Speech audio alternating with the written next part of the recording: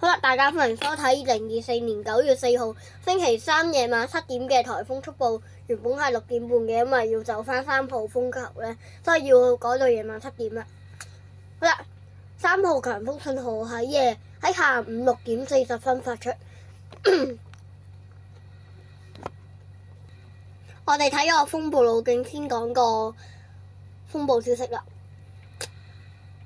嗱，我哋可以睇到啦，現時下午6點咧，颱風摩羯增強為強颱風，集結喺香港之東南約460公里，時速約大約幾乎12至13公里，靠近本港。預料會喺超強颱風程度喺聽日9月5號下午5點至夜晚9點，即係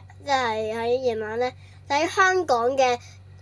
港之西南約250公里處掠過嘅，最高持續風速為每小時195公里，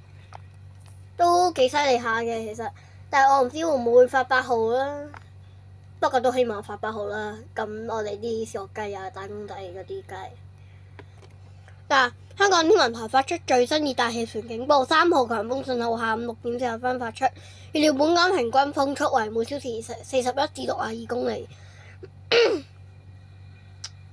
好啦，喺夜晚7點，強颱風摩羯集結喺香港之東南約460公里，即北緯19.2度、東經117.1度附近，預料向西移動，時速10公里，橫過南海北部並逐漸增強。過去數小時，摩羯穩定向偏西方向移動並繼續增強，受其嘅外圍雨帶正影響廣東東部沿岸海域，本港普遍地區逐漸吹東北嘅強風，離岸高地間中吹烈風嘅。3號強風信號最少維持到聽日嘅中午12點。若摩羯按現時預測路徑移動及繼續增強嘅話呢，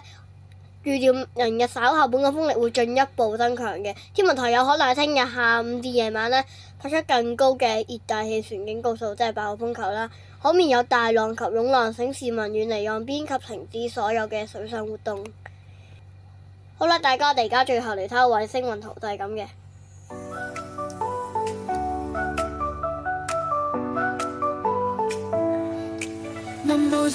我哋都可以睇到咧，摩羯佢已經可以捲到個風眼出嚟噶啦，紅色嗰啲咧就係颱風嚟噶啦。好啦，我哋今日夜晚7點嘅天氣報告就講到呢度啦。我哋聽日中午12點半仲有一節颱風速報，聽日中午12點半嘅颱風速報再見，係咁先。